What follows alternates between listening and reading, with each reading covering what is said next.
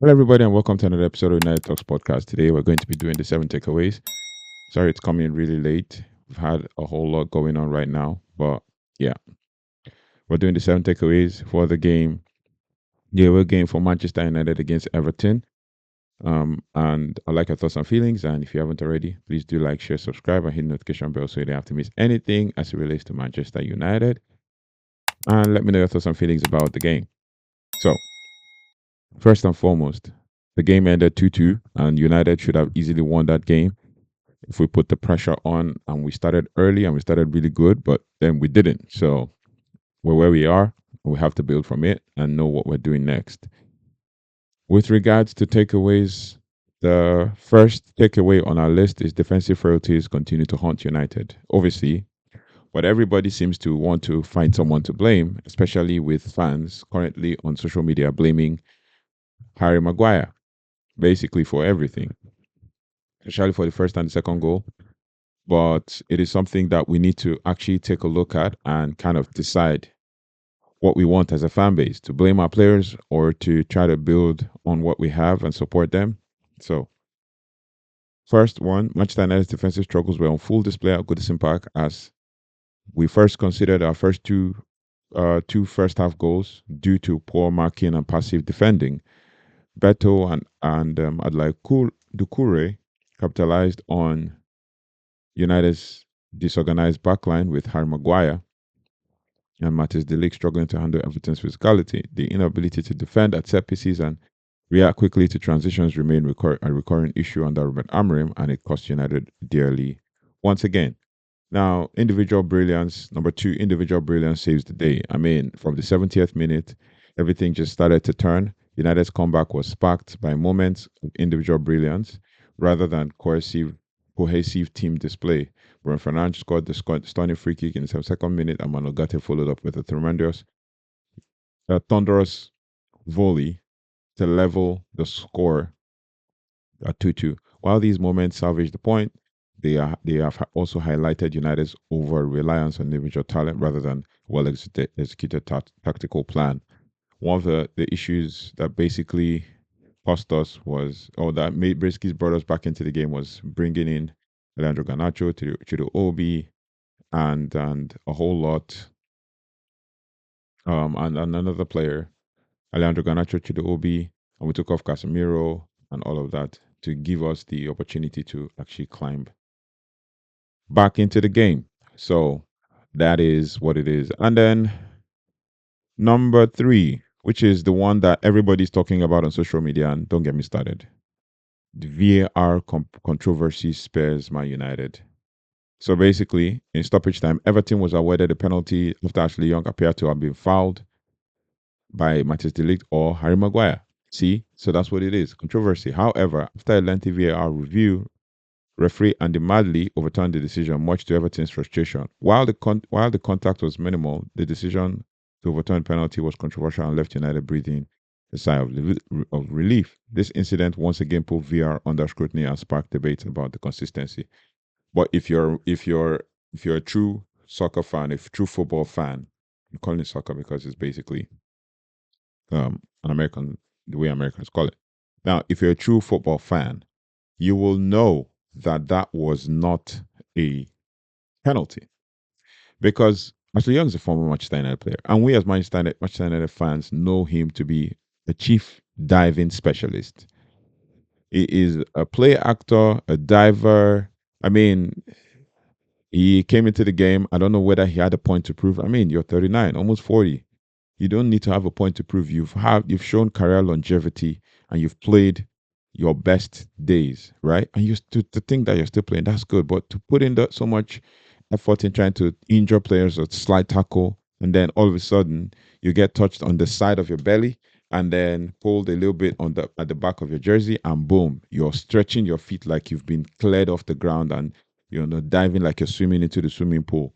I mean, that is basically just preposterous and ridiculous. But it is what it is. It was good that the referee had a good look and saw that the contact was minimal. In fact, the contact was basically 3 seconds before, in fact, 4 seconds before he even thought of diving, right? And the contact was Maguire was stepping back and then he just put his foot And then in the process, Maguire touched him on the side of his belly, and then Matthias De Ligt pulled the back of his jersey, and boom, literally after the pull, 2 seconds later, he spreads his legs in the air, and then he goes down. That is crazy. That's play acting and crazy. But it is what it is. That issue is done. We got the draw. We move on. There's no need to dwell on it. I mean, his play acting is just incredibly crazy, but it is what it is. Number four, lack of cutting edge in attack. United's attacking woes continued with Rasmus Højlund and Joshua Zirkzee both ineffective up front. Højlund managed with just 12 touches or 14 as the case may be, because I think I brought it in the player ratings, and lost 8 duels. While Joshua Zirkzee was equally not anonymous, but he was a positive, was trying to make things happen as well as drive the ball forward. But what we lacked the ball carrier, and that is what Ruben Amorim did by bringing on Alejandro Garnacho. So yeah, the absence of clinical striker is glaring, and we still missed our cutting edge. We lacked our cutting edge in the game. And United's reliance on the midfielders like Fernandes and Bruno Fernandes and ManUtd for goals was unsustainable. But no doubt, it is. Amorim said it at the beginning of his tenure that we might need to rely on players to everybody in the team to bail us out, right? To help us. Everybody should needs to contribute. If Ahmad was there, he would also have contributed. The lack of creativity and movement in the final third remains a major concern, especially in the first half. In the second half, it was obvious that we kicked into gear. But it is something that we need to look into, and it's something that we need to talk about as fans and all of that and build on. And then number five, Patrick Dogu's brilliant performance. That's one of the positives that we can take from the game. One of the few positives for United was the performance of Patrick Dogu, who impressed at left wing. The young defender showed composure, energy, attacking intent, providing a rare bright spot in an otherwise dismal display. His performance suggests that he could be a key player at United for the future, especially as they continue to rebuild. Basically, fans were busy, trying to break down situations and the way things happened with Manchester United. And Patrick Dogu was a positive, and it's something that we need to actually look at and say for a fact that Amorim's era started not so good, but one of the positives from this era is the fact that Amorim has signed one player and he's already kicked into gear. Yeah, first game, everybody started complaining and talking about stuff, but he's kicked into gear after one game. After he has settled in, after 2 games or 3 games, as the case may be. So, Amorim's signing, at least first signing in the era, apart from him and Aiden Heaven, has come through. Basically showing what we could do if Amorim has the chance to sign all of the players. So, all the players that he wants. So, yeah, fans already seem to be in agreement with this one. So, it is what it is. And then number 7, the character, number 6. Sorry, number 6. Basically, Amorim's tactical struggles persist. It is what it is. It is his tactical struggles. I was going to release a video about if the tactics or the formation works, but yeah, it's something that we need to look at. Basically, does it work? Is it something that we can build on? Is it something that we can take forward to the next level? So we need to think about it. We need to kind of know what we're doing and build on it and all of that. But it's something that we need to look at. The 3-4-2-1 system continues to expose United's defensive vulnerabilities, which is true, with gaps appearing between the midfield and the defense.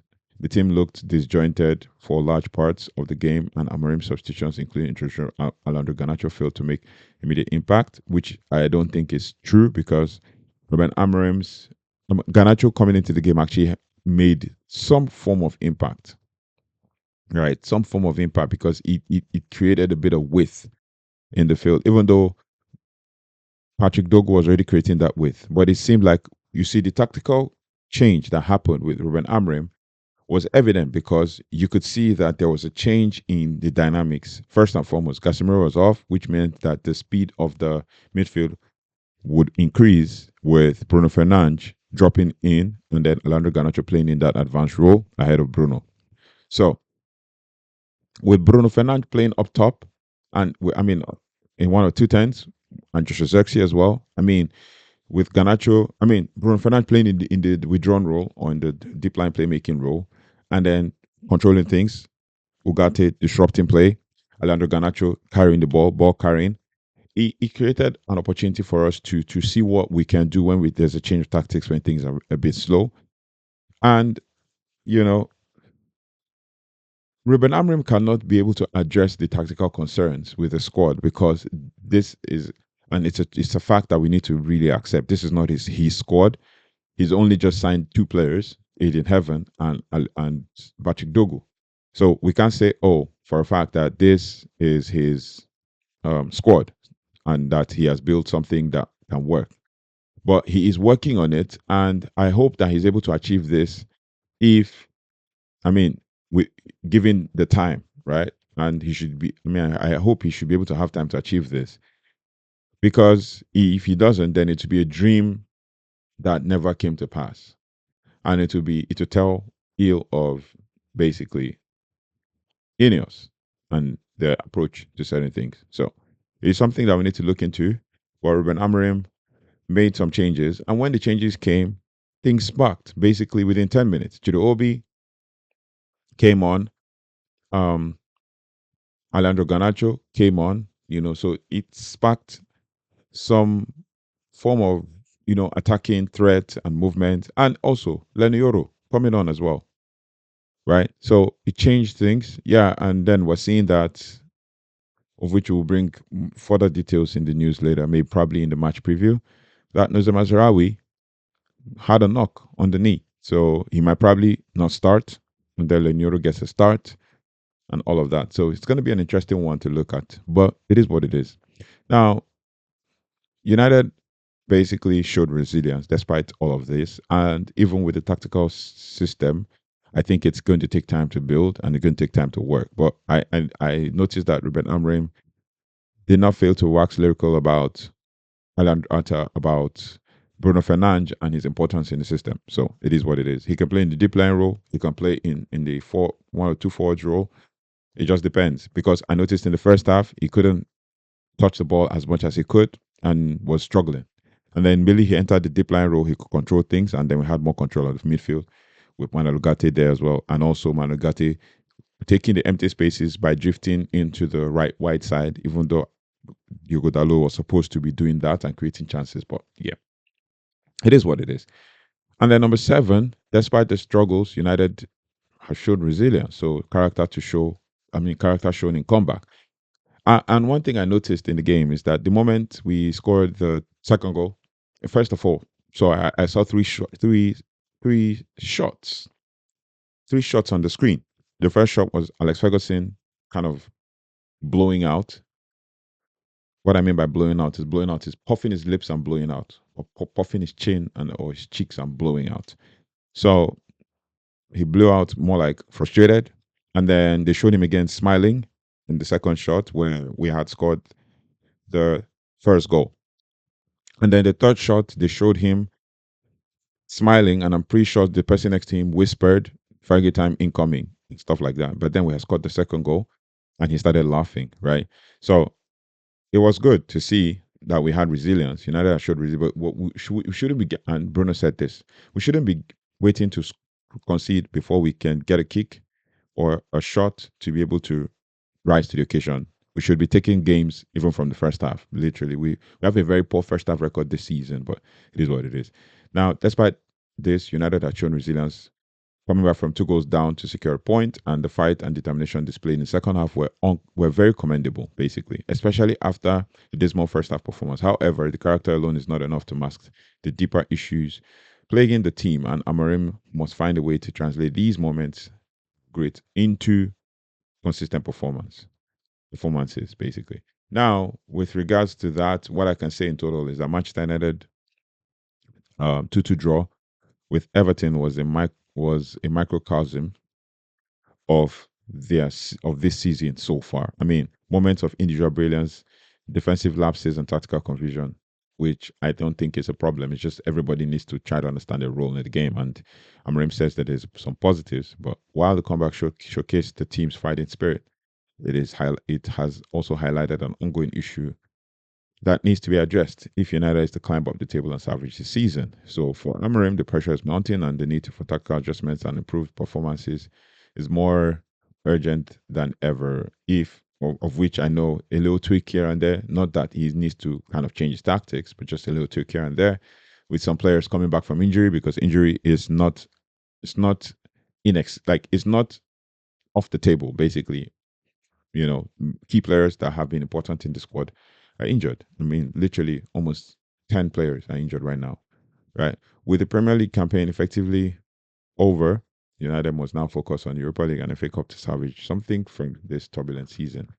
But we can also climb the table so that we can actually secure ourselves, because we're 13 points off the bottom of the table. So it doesn't mean that we're not close to the top as well, but it is what it is. With 30 points, it is not good for the season, and we have 12 more games, and we need to win. At least we need to get a winning run going while we do well in the cups. Let me know your thoughts and feelings about this, and thank you for liking, sharing, and subscribing. If you haven't already, please do like, share, subscribe, and hit the notification bell so you don't have to miss anything as it relates to Manchester United. And we're growing our channel. Just looking at the stats, we're doing well. And yeah, thank you so much for those who have liked, shared, and subscribed. And we will build from here and take it to the next level. Thank you, and I'll see you in the next one. Take care, goodbye, and God bless.